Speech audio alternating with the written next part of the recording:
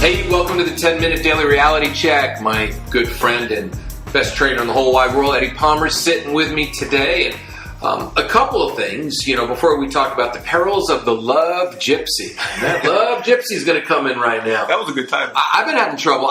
With my phone lately, and you've been having trouble with your phone. Today, I was actually driving in the car, and my phone would not fucking pick up a phone call. And when I tried to call people, it wouldn't show up at all. Do you know what happened? It's like I would hit the button to call, and then all of a sudden, you'd see 15, 20 seconds. So the Bluetooth wasn't working. So I turned the Bluetooth off, so BMW wouldn't be talking, right? And then all of a sudden, I tried to pick up the phone anyway, and the phone still wouldn't work. Something's going on with the Russians, right? I'm telling you, it's the Russians.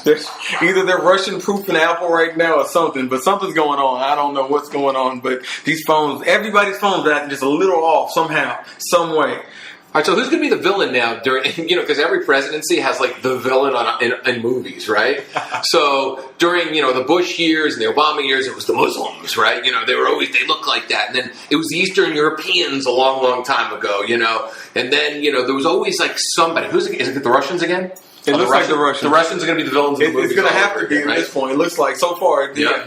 All of a sudden, there's going to be a guy that looks like an orangutan. It's like Rocky IV again. Yes. and there'll be the president that looks like an orangutan, because that's Trump's hair, right? And then there's going to be some Russian guy, I think we need to take intelligence to a new level, and they're going to conflict, and Hollywood's going to get cheesy. It's going to come. I'm telling you, summer movies are coming. Watch for the Russian bad guy, okay? Oh, yeah. So today we're talking about women. This is all for you. And men, do not tune out right now, because you need to learn, because you are probably craving one of these relationship love gypsies.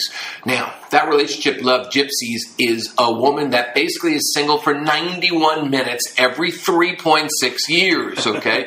Now, granted, Eddie, and I know, okay, she's actually single a little bit longer because she goes through a relationship and the relationship is not what she thinks and the fucking years are over and then the arguing years are there and then all of a sudden she's not feeling the relationship anymore and then she picks a guy that she befriends, right, and says, we're just friends, but in reality she's interviewing for her next boyfriend, she's using the just friends with many men, okay, and then all of a sudden one night she goes out for happy hour, has a few drinks with you, and then she professes the fact that she really is falling for you and really likes you. And she just broke up with him about 8 days ago because she's figured this whole thing out. Yeah. So this is what we call the perils of the love gypsy. What do you tell these women that are doing that? Because to me, they're just going from one relationship to the next, and basically they're exchanging penis one for penis two. It's almost like thing one and thing two. Yeah. The cat in the hat. Yeah. It's like I'm just going to switch hearts here. It's like a heart transplant. And from one body to another, take the heart out of one man I love and put it in this new man, and I love him just as much, just as fast. And that's the problem. Take some time in between each relationship and get to know yourself again. Find out what you did wrong, what you did right in that relationship. Find out what you like now at this age or this point in your life. Find out if you're going in the right places with yourself before you try to add yourself to another human being. Because if you're going to put yourself together, you want to be a strong, they say there's chains on their strongest, weakest link. And you could be the weakest link and not know it because you've never taken time to look. And being a woman, it's very easy to go, hey, I like you, this is going great, let's date. More than likely the guy's like, hey, I finally found a girl who wants to settle down and wants to hang out on the couch at night. I'm with it. And then all you're doing is taking the feelings from the last guy to the new guy. 2 months later, I don't know if I really like him. How am I going to get out of this? And then they don't get out of it, and then they stay in it for another 6 months to a year, and then they find another guy to friend zone. And the fact is, this is what triggers on a men's point of view. Because men are so used to being thrown in the friend zone that all of a sudden this is the first time you were thrown in the friend zone, and it actually worked out. You actually were a friend. You actually became friends. And the relationship love gypsy woman is actually doing that part right. She's actually forming a friendship. The problem is, she literally doesn't know who she is or what she's about, just like you said. She spent no time spending time on herself because you can't spend time practicing self-love, learning who you are, understanding who you are, formulating the love plan that you want if you're constantly with another person who's in your space, especially if you're in a relationship that's in the tail end of a relationship. We both know what a tail end of the relationship is. There's no sex, there's no love, there's lots of drama, there's arguing. I mean, that's why we call relationships the fucking years and the fighting years. So if you're in the fighting year and you're basically looking to do that, you're really acting like a damsel in distress, and you're looking to be rescued, which means that you have codependency that's showing up in this, and a lot of men are not like this. It's always, I found this to be a very female trait. Very true, very true. A lot of times when a guy breaks up, I'm just gonna, say to myself for a little while, he's gonna casually date maybe, but he's gonna keep to himself till he's ready to really settle down with another woman again and bring her in and take on all of her and all of them together. Women are more, and I always say this to Dave, and it's a joking manner, women's kryptonite is being alone. And that's the problem. You cannot, what your biggest fear is you have to face before you can be with somebody. If you're scared to be alone, you can't be with someone else. And they're scared. A lot of women, not all women, but a lot of women are scared to be alone. So they'll date Leroy at Walmart while they're looking for, Michael who's who rows his boat ashore. Who rows his boat ashore, exactly. So it's literally. So it's you have to take some time and say, let me get to know me. It's okay to be alone. It's okay to be vulnerable. It's okay to sit at the store and wait in line and not pretend I'm on my phone so no one thinks that no one cares or has my attention. It's okay to sit there and be open to the world. Well, not only that, women suffer from one-worditis. So, you know that. It's like all of a sudden, and a lot of people also on the podcast have come to me, I can't believe you said that. And they'll quote a word I said on the podcast. Oh. Right? And the fact of the matter is you didn't listen to the whole sentence. And you didn't listen to the end. You didn't listen to everything. And women do. Nope. Women get triggered by one word. And men don't get triggered by one word because we have trouble listening. So the fact of the matter is that a woman gets triggered by a word, and if you have this relationship love gypsy mentality, you're getting triggered by a word that your new man said, but it's really something that your old man behaviors have caused you. Amen. And you may not even know if it's old man 2, old man 3, or old man 4, because really one relationship is blending into each other. So all of a sudden the new guy, who might have actually been a good match for you, he's triggering you based on past behaviors because you haven't exercised the devil, from the past relationships yet. So you're not even giving him a full chance, and that's the reason why these relationships are fizzling very quickly. You're right, Eddie. Women are so afraid to be alone. It is their kryptonite. So what can a woman do? What's the advice you would give a woman? Because you give a women advice all the time. Yes, you train women. Yeah. What do you tell? What do you tell? Because you're blunt, man. I mean, I know when I was having some shitty fucking time, you looked at me in the garage and you're like, first off, Eddie's good at this. He goes, "Hey, man, I love you. You're my friend and everything else. But I don't want to be around you anymore, man." And he just like, whoa, I was just like this, and it was great, and I needed it. Yeah. You've done it to me a couple of times. Dave lights up a room, man. So after, you deal with it for a little while, he's bringing the darkness like the Grim Reaper. He's like, hey, time to shape this shit up. And the quicker you tell a friend when they're in the wrong, the more of a friend you really are. And what I mean when I tell women, and I talk to women, and I never in a disrespectful way, but I'm blunt with them because at some point we have a rapport. I'm their trainer, I'm their friend, I'm a health and fitness specialist, so I know everything. I deal with them when they're pregnant, when they're trying to get pregnant, after, post-pregnancy, all that stuff. Post-boyfriend, post-marriage, pre-marriage, all that good stuff. So you tell her, if you don't know who you are, you don't know what you're looking for. So you can pretend, I'm down here dating and seeing the world, but until you know who you are as a person and what you need and want, you don't know what you're looking for. You're just telling yourself, I need a guy like this and a guy like that. Really? Why would you say that? Because that's what I had before. How well did that work out? Get to know yourself. You change as you get older. The woman I dated at 22 would not date at 26. I would have never dated at the age of 26. And the woman I was dating at 25, I wouldn't have dated at 28. So there's no way you can keep saying, that's what I date, that's what I like, when you haven't taken time out took a breath, got to know yourself, refreshed, been vulnerable for a minute. I say that word because we all need to be vulnerable at some point to really find out. Radical vulnerability is what I call it. There you go. And there's something we talked about today, which is really interesting.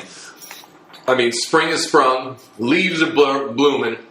People are thinking romance, and we were talking about a woman who is interesting, and this is something too that a lot of women don't get. It's like, and it's not once again ripping on women, okay? But we just decided we're just going to help enlighten you today.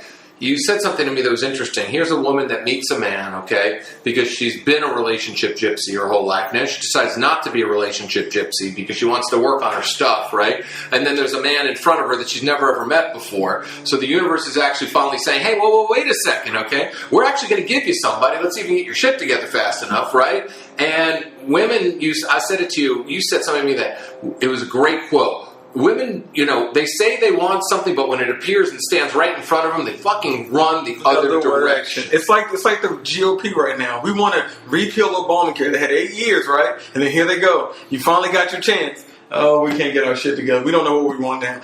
You had it. A woman can say, I want a guy who's focused, driven, faithful, endearing, caring, an assertive male, not too passive-aggressive, not too aggressive. And a man can walk right in front of all those qualities. Now you freak out and run the freak away. And it doesn't make any sense because if that's what you're really looking for, where are you running to? You can't run from what you want because then you weren't really ready for that or you weren't looking yourself in the mirror and being honest every day. And that's what you have to do. Radical vulnerability. Because then when that guy shows up, you can't run then because what's the excuse? Well, he was 6'1" and I really prefer 6'2", even though my rule is 6 feet. Well, it's also, which is so exciting. Don't even get into that. But it's also the same thing. It's like, we finally, which is a mess. That people are messy. It's like we talk so much about what we want. But yet we're so afraid to walk through and actually show up. And it's a life. And the thing is, what a lot of relationships and love gypsies do, it's full-on control. Mm-hmm. Because if you think about it, they're bouncing from one man to the next man, to the next man, to the next man. No, men do it too, okay? Women are, but this is more of a female trait than a male trait. But there are men that do that. So, absolutely. Just feel okay, women, okay? We didn't fully throw you under the yellow school bus, all right? But what I have found, what happens so much is that you'll finally get it right. Like there's going to be a man that finally comes in that you got it right, but you don't know what to do because you have to control the whole thing. And that lack of control doesn't mean that means that you really don't understand radical vulnerability. And vulnerability is like the hottest fucking sexiest thing. I know when I'm out with a woman and I see her become vulnerable in front of me, this woman went from like pretty to the most gorgeous woman I've ever laid eyes on that I can't stop thinking about. There are women that I've gone out with on dates that have blossomed in front of me, and I look at them and I'm like, oh my God, I'm sitting across from like the most beautiful girl in the entire world. Yeah. I mean, their face changes. They light up. Their eyes swell up. Their eyes get bigger. You can feel their lips getting puffy. I mean, it's so sexy. And this doesn't happen when you're going from one person to the next. It only happens when you work on yourself and you recognize the great person standing in front of you and you're okay with being alone. You hit the nail on the head with that, literally. The vulnerability, that radical vulnerability, it's just everything. Because then that lets you know who the person across from you is. Because once you open up like that, that person knows, oh, wait, this person's for real. So it gives them almost a sensational rush of, oh, she's not joking. He's not joking. She really means this. She's really looking for this because she put herself all the way out here to be vulnerable. It's like when you're meeting a girl and you're hanging out with her, and then as a male standpoint, you're hanging out with her and, you're riding down the street and you're having a great time. She goes, oh, well, my brother lives around the corner. You want to stop by and say hello to my niece? She's letting you in, meaning I'm looking for somebody who wants to come all the way in. Now, at what point, what are you going to do? And that lets you know what type of man you're dealing with. That's radical vulnerability, lady. That's letting somebody in a non-sexual way early to let them know I'm all the way in when I'm with someone. Are you going to be all the way in and open with me, or is this another game?